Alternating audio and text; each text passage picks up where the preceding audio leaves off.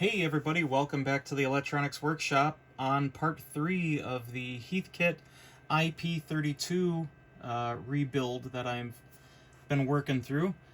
So where we left off, while I was experiencing some issues with the high voltage side of this not really acting correct, and through a bit of trial and error and some playing around with the resistors and looking at some stuff, and then pulling up the schematic, which is what I should have done off the get-go, but sometimes I'm a little stubborn. So so I went through and double-checked a bunch of my work, double-checked resistor values, and then re-double-checked my work and compared it to the schematic. Now, this is a lesson of don't always trust what the previous person did. And it's just a good education for those folks who... The Heath kit is and was a company that you bought this and it came unassembled in a box for you to build. Which is what made that company so awesome, fantastic. I wish we had more companies like that today that had a well-designed, affordable, which comes with some, bean counting, but solution for people to build good, reliable, that's the key word, reliable test equipment that works as it should and meets or exceeds testing procedures and stuff that our professional lab equipment adheres to. So that's a hard thing to get to, but Heath kit kind of knew what they were doing back then. So anyway, the problem I left off with was the bias supply works beautifully. 125 volts of negative supply available. Meter is accurate. Switch over to the high volt side. I'd turn it up and it would climb slowly, like it was filling up a capacitor. And then when I'd turn it down, the regulation circuit would try to correct something that it didn't like. And for all intents and purposes, it's a comparator circuit is what it is. It uses that 6BH6 is just acting as a voltage comparator. So kind of where you set the voltage on the output adjustment, it tries to compare and adjust that so that it stays at that point. Even if you say have an inductive load or an air conditioner or something turn on that is dragging your line voltage down, it compensates for that. Or a soldering iron that's on your bench pulsing and drawing current, it compensates for that. So it actually is a really good design. Anyway, so it wasn't cooperating, it wasn't working correctly, and really I didn't quite understand what was going on. So after digging through the schematic a little bit, I found that there were two capacitors. I will just give the numbers for them. They were on so you have the two selenium rectifiers, which have been replaced with silicon diodes, off of the primary high voltage supply. Excuse me, the high voltage supply. That would be the two white wires coming off of that transformer. You have two capacitors. You have C1, which is a 20 microfarad at 350, which has been updated to a 450. And then you have a second capacitor, which would be another, I think they would call that C1 as well, at another 20 microfarad at 350. So they actually label those both as C1. It's because that capacitor was originally two capacitors in one can. So it for all intents and purposes on the schematic is one capacitor. So that had been replaced, of course, and I put it back the way that it came apart. So, very odd, right?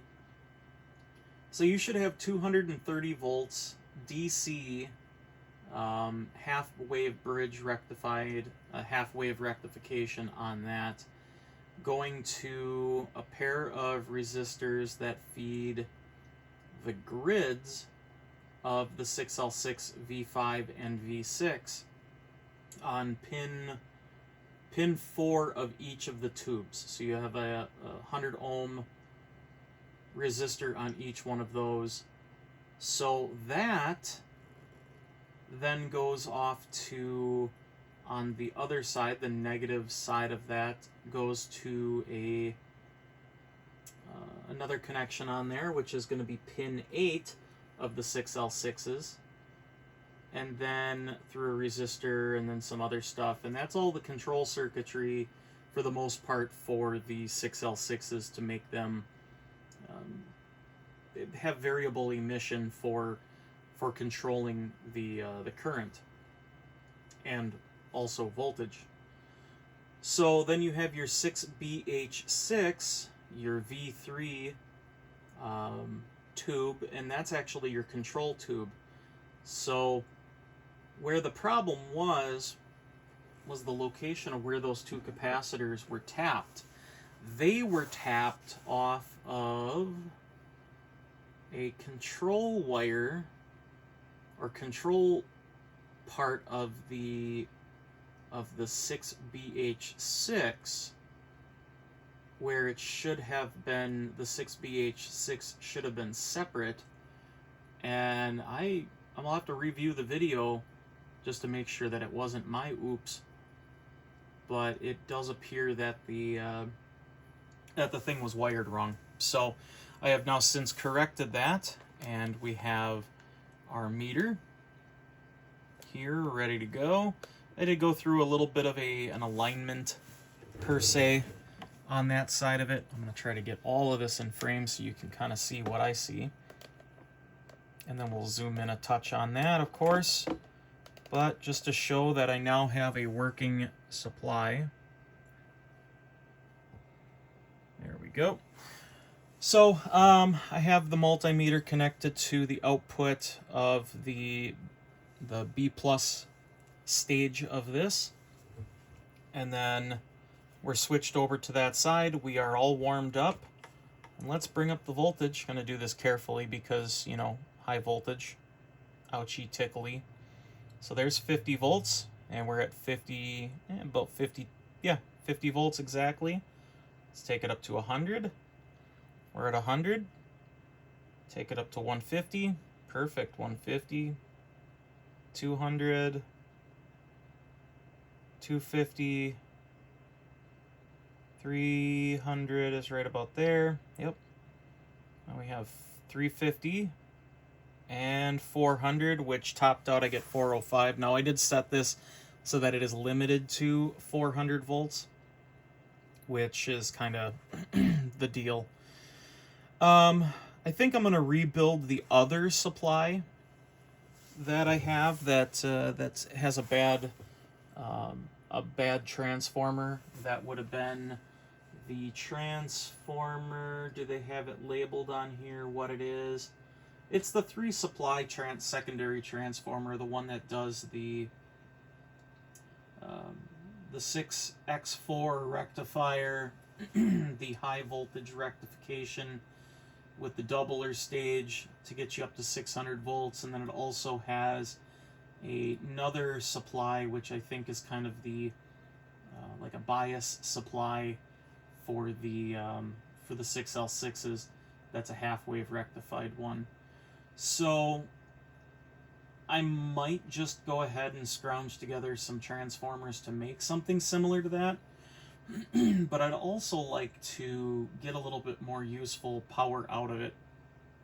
We'll probably eliminate the 6X4 and use regular diodes to do that. I do like the 0A2 tubes as regulators, so we'll probably keep those.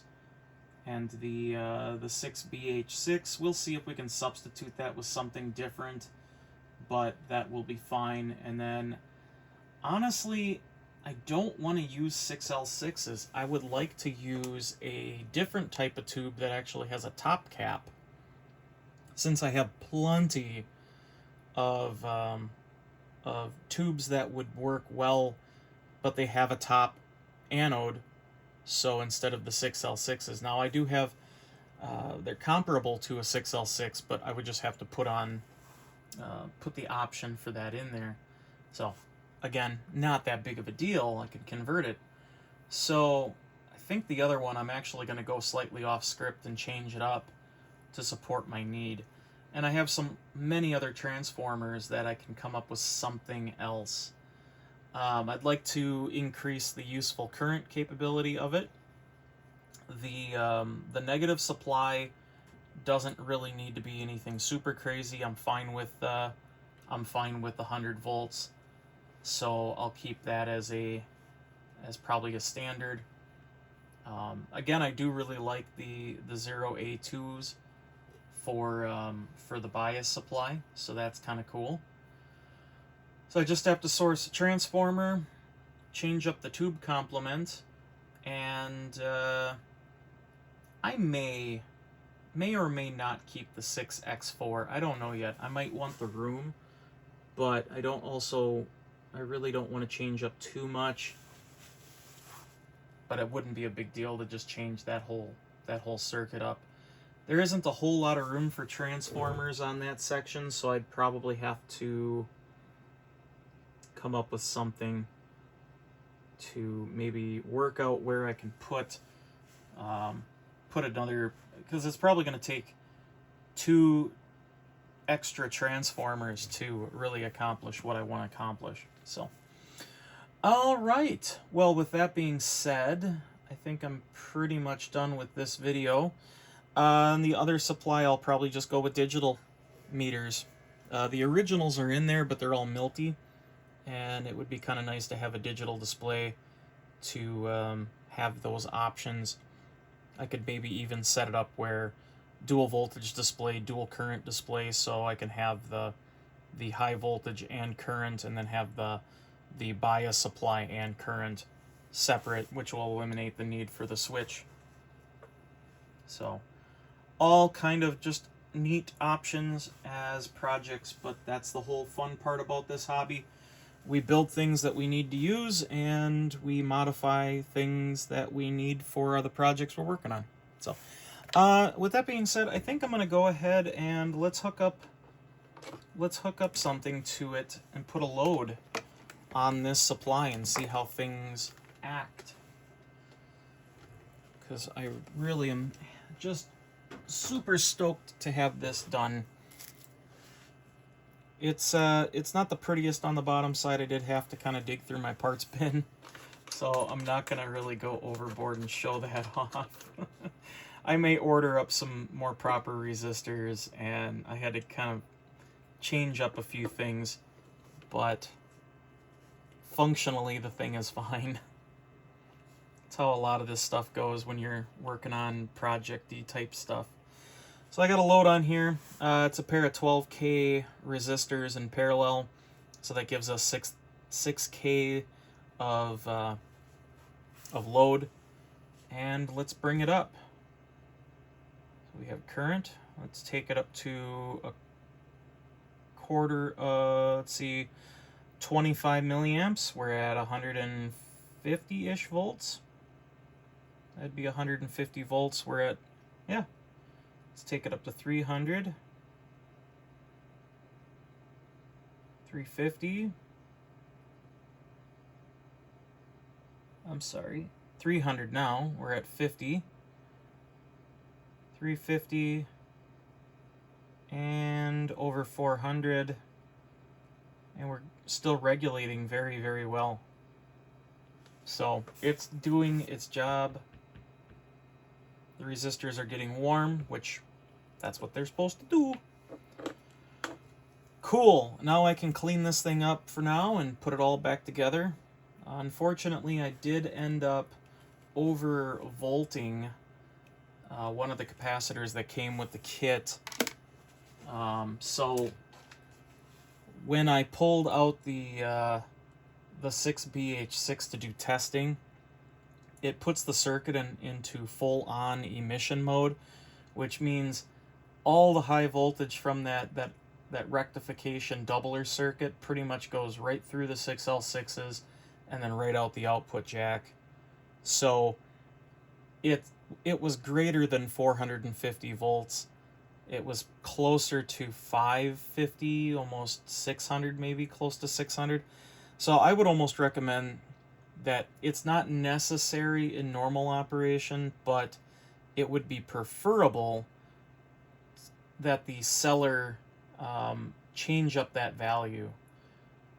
I know that Heathkit put in a 450 value capacitor on that, but to be honest with you, that should be probably closer to 650, just to give you plenty of space. If that tube failed, then you'll end up losing your regulation, and it'll go into high volt mode, and I'd prefer to not have a capacitor internally go wonky because of being out of the spec. So that's really about the only change I made, purely because I needed to, and I just put a chain of what was it, 350 volt capacitors that were 80 microfarad in the circuit, so that it's over the worst case scenario voltage. So, and then I'd probably do the same thing in my other design, depending on the transformer I go with. I may even take that voltage doubler and go up a little bit on that.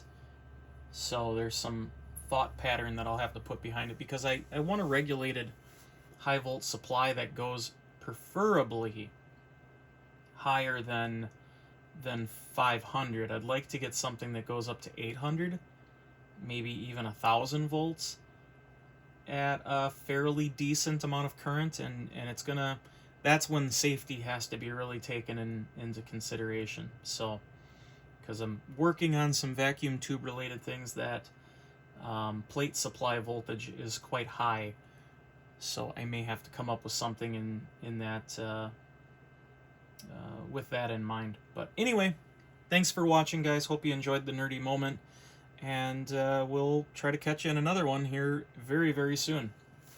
Later.